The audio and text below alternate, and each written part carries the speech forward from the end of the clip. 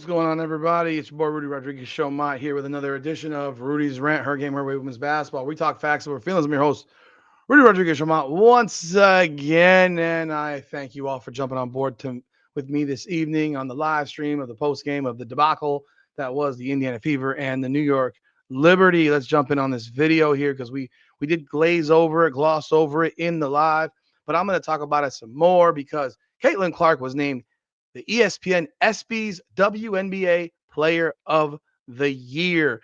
That's right. She was the ESPN ESPY's WNBA Player of the Year.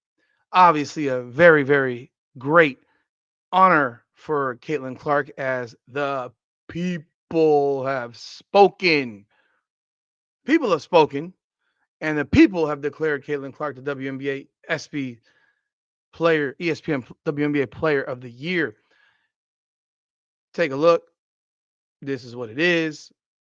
Ha ha ha ha ha ha ha ha. There she is.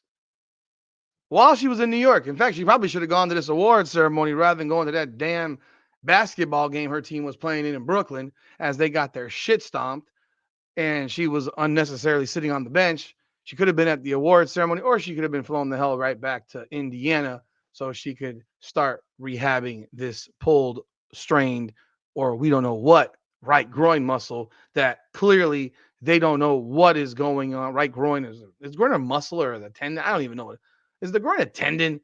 I don't even know. Is the groin a muscle or a tendon? It's a group of muscles. Okay, that's better.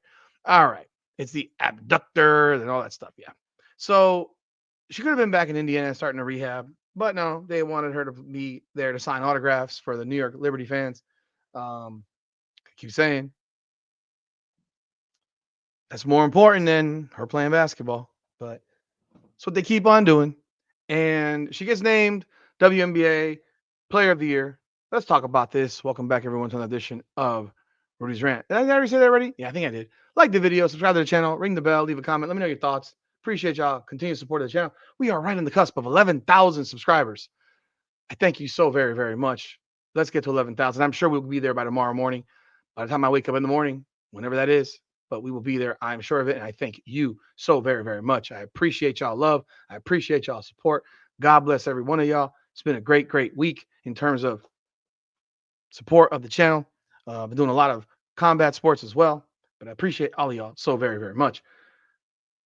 After the game tonight, Stephanie White, her wonderful, wonderful, wonderful coach, was asked about her winning this award, this honor. What do you think Stephanie White did? Do you think Stephanie White was excited? Do you think she was happy? Do you think she was overjoyed by the fact that her star point guard, nonetheless, while injured, just was finally given a real honor by an organization like ESPN? I mean, yeah, you would think that that would be a great thing. You would think that Stephanie White would say something nice finally, but that wouldn't be Stephanie White's style now, would it? I'll let you listen in on what Stephanie White had to say when she was asked about this after they got drop kicked by 21 points. I'll let you hear. You be the judge. So here you go. Take a listen if you haven't heard this yet. I don't know if you noticed or heard about it, but during the game, Caitlin got honored as the WNBA Player of the Year in the ESPYs. Just what does it mean to have her impact so far? I mean, there are a lot of really good players in this league, and she got honored as the best player in the league by the ESPYs. Yeah, I mean, obviously she continues to get new awards. She continues to break barriers. She continues to do things that we haven't seen before. I mean, obviously you think about the Stewies MVPs of the league and, championship winners, and Asia's MVPs of the league and championship winners. And of course, Sue Bird, who's sitting, in the building today. And, Caitlin is so fortunate, as well as all these guys, really. I mean, that. I'm going to stop it right there because this is where So your star point guard just got named WNBA Player of the Year by for the ESPYs award, and your first comment was obviously blah blah blah, and then You bring up Breanna Stewart, you bring up Asia Wilson, you bring up their MVPs, you bring up their championships, blase, blase, blase. You bring up everything about all these other players. Your player who is in her second year just got named the best player in the league for last year. She's not being named that for this year because you're halfway through this season. Because realistically, I mean, she's not going to win it. She shouldn't win it next year because she's missed half the games already. And she's probably going to miss a good almost half the season, if not maybe the rest of the season. So she's not going to win it next year. People still have some level of credibility in their voting if it's fan vote that is 100%, whatever. They still have some level of credibility. I wouldn't vote for her. I would not vote her the best player in the league for this year if she can't play. I'm credible. I have credibility. Even though I think she's the best player, it'd be like saying that, whoever, whatever player, if Michael Jordan missed 3/4 of a season, he's not the best player in the league that year. He didn't play. You got to be able to play to actually be the best player in the league. This is based off of the 24. This is based off her rookie season. This is based off her rookie year. And your response is, yeah, let's compare her to Breanna Stewart and Asia Wilson and everybody else. Let's make this about everybody else. Let's make this about how she should be grateful for the players before her. Let's continue. They don't know anything any different than the WNBA, right? Like they've seen their idols play. What does that mean? They work their asses off to get to where they are and to be able to be. Caitlin Clark's idol is Maya Moore. Let me give you an education lesson on when Maya Moore played. Let me give you an education lesson here on when Maya Moore played in the WNBA. Stephanie White, since clearly you do not remember, Maya Moore is 36 years old. Maya Moore was born in 1989. The WNBA started in 1997. Was it WNBA? Let's see. 96. I'm sorry, 96. The WNBA started in 1996. Maya Moore was 7 in 1996. She was actually 6 when it started, but she turned 7 during that season. I'm looking at her age. She was born in June. The league started in April. So she was 6 years old. Maya Moore does not know anything about any basketball outside of the WNBA. Let's be real. She started her career in the WNBA in 2011. That is what she knows. She knows the WNBA. I'm looking at her career. She did play in Valencia and where Ras Caceres Valencia and Shanghai Flame. I mean, she did play in some other places across overseas. But as far as American basketball, this is what she knows. WNBA players still go play overseas in the offseason. I'm trying to figure out what she's talking about. Because Caitlin Clark's idol is Maya Moore. Caitlin Clark doesn't know Maya Moore from the Shanghai Flame or the UMMC Ekaterinburg or the Rose Casares Valencia. She knows them from the Minnesota. She knows her from the Minnesota Lynx, the first overall pick of the 2011 draft. That's where she knows Maya Moore. Maya Moore knows the WNBA. This is lunacy. Like, this is the type of stupid crap that comes out of Stephanie White's mouth to dismiss Caitlin Clark, to low grade her, to downgrade her, to downgrade all. We're talking about Clark, so you're downgrading your player. There should be blessed that these people before them came, blah, blah, blah, blah, blah. Oh, my God. Honored, whether it's the ESPYs or whether it's league awards or whether it's All-Star or whatever. I just think they continue to then lead the way for the other young players that are watching. So we're proud of Caitlin. ESPY is a big thing, and we're going to continue to support her. But at the end of the day, for our team and our group, yes, we have momentum. Yes, we have one of the greatest players in the game, but collectively we got to put it together. And we've got to continue to lean on one another and be better. What the freaking hell does that got to do with what was asked? What does your team success have to do with the question? What does your team's success have to? The team failure largely is yours. You're the freaking coach. You're the one who's been failing. What does the team's success have to do with the question that was just asked you. Has literally zero to do with it. Nothing. Absolutely nothing to do with it. And you're sitting here asking her about the team's success. I'm sorry, you're answering with team success. You're answering with other players and what they've done. My reaction, as if I'm the coach of, and I coached, and I coached, and I didn't coach at the WNBA level. But when I coached my travel boys, my travel guys, travel team guys, 17U, a lot of these guys, hell, most of them went to play college basketball, and at a Division I or Division II or even Division III level. When I had these guys, when I would find out that they would win XYZ award next year, I had a website and I would promote, yo, XYZ all state in North, because I had kids out of North Carolina that came down and played for me. First team all state.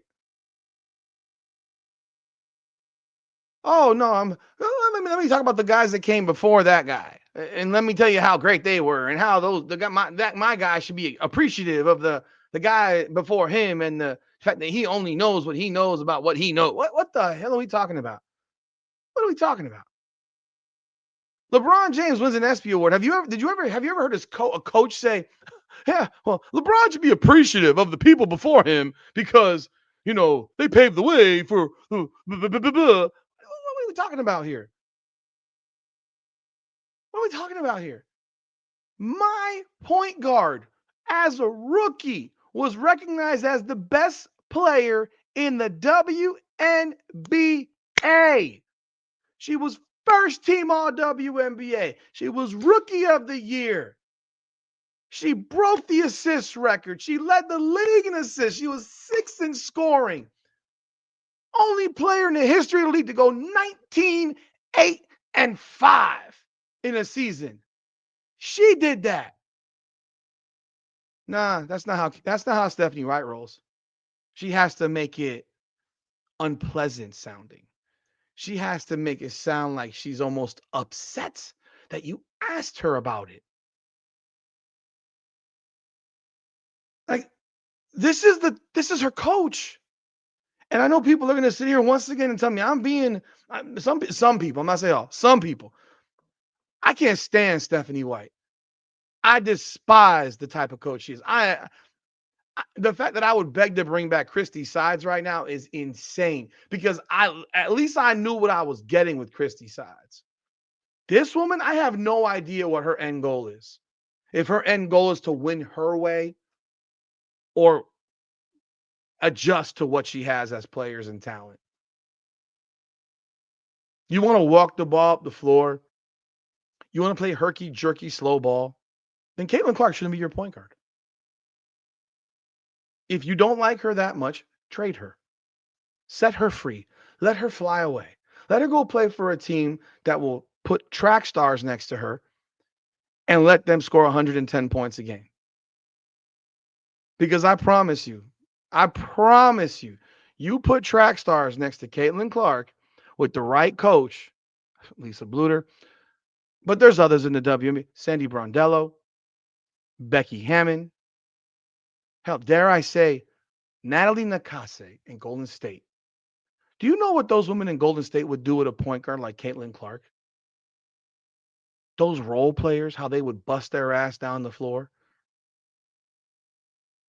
They would love it. You give her a real coach. You give her a coach that knows what the hell give her a coach in Atlanta. Oh my God.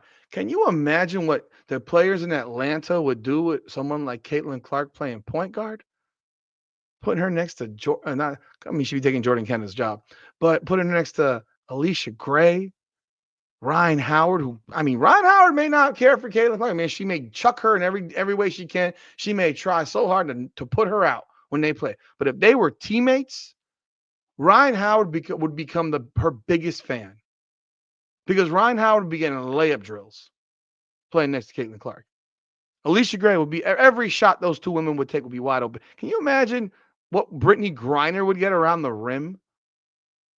You imagine that, a big that converts at a 70% rate, 75% rate next to Breanna Jones. Oh my Jesus.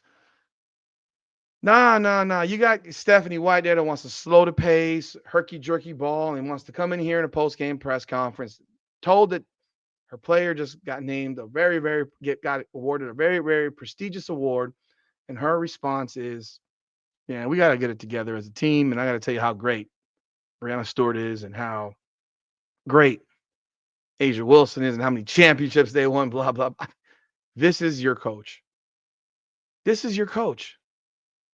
It's unfathomable the type of stuff that comes out of her mouth. Again, praising someone else's players. Praising somebody else's players. Your player just got a huge award. And your thoughts are about teams like that wasn't a question. See, that's the thing.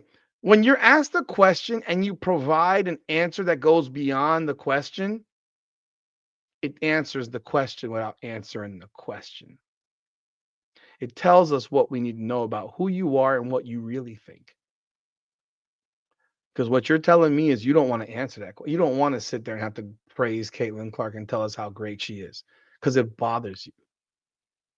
It bugs you. You'd rather tell us how great Paige Beckers is. You'd rather tell us how great Breanna Stewart is or Asia Wilson is or the players before her are. But you don't want to tell you don't want to tell the world, yo, we got that girl. She's a beast. We're so proud of her. To win this award is amazing, an outstanding accomplishment, well earned, just deserved. Every superlative you could give. That sounded almost like a depressed commentary to me. What do y'all think?